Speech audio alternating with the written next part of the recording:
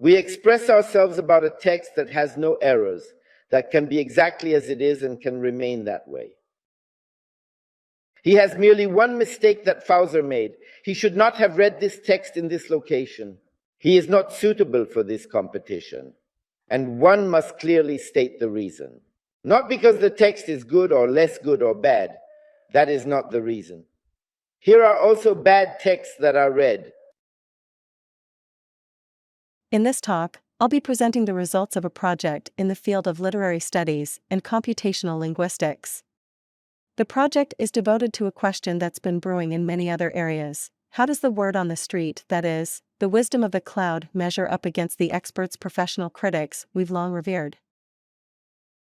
Consider this: a few weeks ago, one of the most talked about novels by a renowned Dutch author receives widespread media acclaim. Literary critics are in awe. But surprisingly, the novel was not even long-listed for the post-important Dutch Book Prize. In an intriguing move, the publisher circulated this ad. It's teeming with praise, not from professionals, but from social critics on platforms like Twitter and Goodreads. Is this a subtle nod suggesting we lean more towards the voice of the many rather than the few experts? The rivalry between professional and what we described as social critics has been turned into a coexistence in the case of a website like Rotten Tomatoes. While much has been said about the potential of cultural analytics for literary studies, we know little about the core content and nature of the literary criticism from our social commentators. Traditional critics often snub discussions of literature, which they see as inferior in quality and subjective.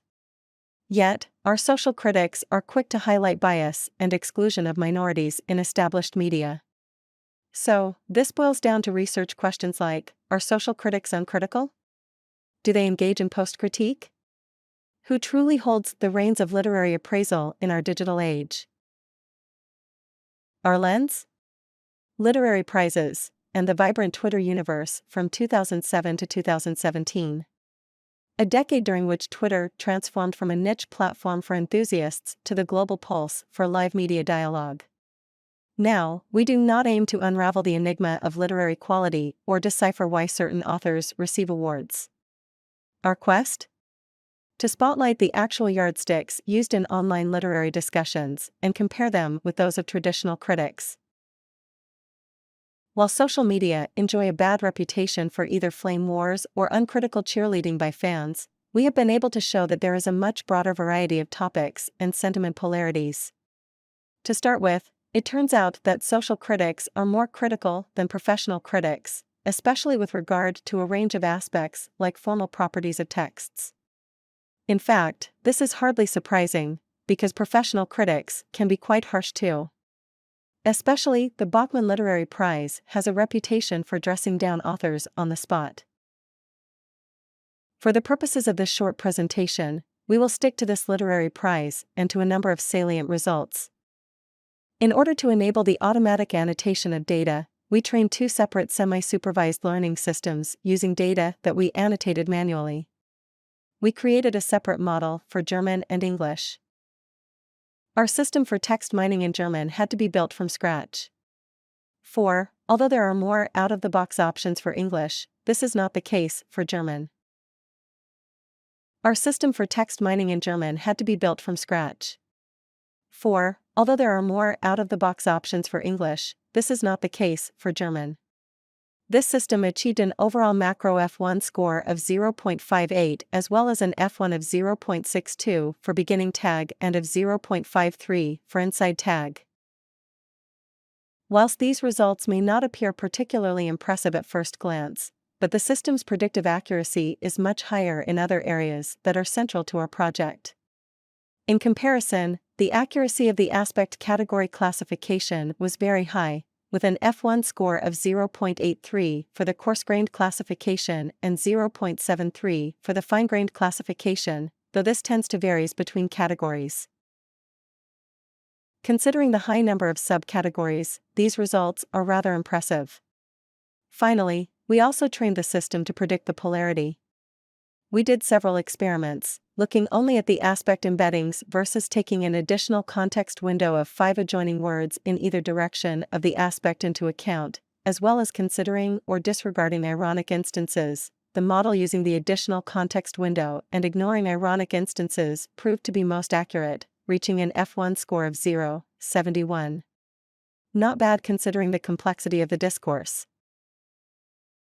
When we filter the data into aspects via aspect term extraction, it turns out that many more aspects are covered in the online communication than scholars have taken for granted so far. Especially, the extent to which formal criteria are involved is surprising. This chart shows which aspects are the most frequently discussed or mentioned in the respective datasets on Twitter and the jury reports, relative to the total number of utterances per year. From this chart, we can deduce that the professional jury members are indeed mostly concerned with the text and the contenders, rather than with the audience or the event itself. Please note that the data for the jury's discussion are slightly skewed. The transcriptions of jury discussions that we used were actually the summaries published on the event's website. This means that there are a lot of references to what jury members said or did, thus overstating the extent to which the jury was preoccupied with itself. Based similarly on the maximum relative count values, the top 5 aspects for the Twitter audience are the same, but their order is slightly different. A lot of the time, social critics are discussing aspects relating to the event itself. They are also giving a lot of attention to the contenders. This involves their physical appearance and their reading performance. Online critics shape their evaluation by agreeing or disagreeing with the jury members. But amidst all this, the text category takes a solid and secure third spot. Scholars like Ingold have argued that the audience prize is awarded on dubious grounds and that the online mob does not engage with the texts at all. This lead Ernst, 2015, to state that the allegedly new gatekeepers are just watching the gate, rather than playing any meaningful role in the proceedings. In fact, many critics are convinced that phenomena like Bookstagram, Goodreads will ultimately lead to the death of the critic or the death of literature itself. This claim has empirically proven to be wrong. In the case of literature, the critics are mostly not cheering or being fans. They typically vote by naming a number of possible winners, rather than by rooting for one specific author. Their engagement is more epistemological in the sense that they seem to want to predict which contender is more likely to win than others on the basis of the average of the jury discussions and their own assessment of the value of the texts. The activities social critics engage in may be closer to what Pianzola describes as reading-related activities involving rating books online, sharing reviews, joining discussion forums, creating social media posts, and curating public lists of books. When we zoom out from our data, we can see that the social online talk of literature is by and large characterized by moderation. There are a lot of hedges, and people are for the most very nuanced. This is why we had to come up with the aspect-based sentiment analysis in the first place. People use a lot of sandwich sentiments, meaning that a negative statement about one aspect is softened by a positive statement about another aspect.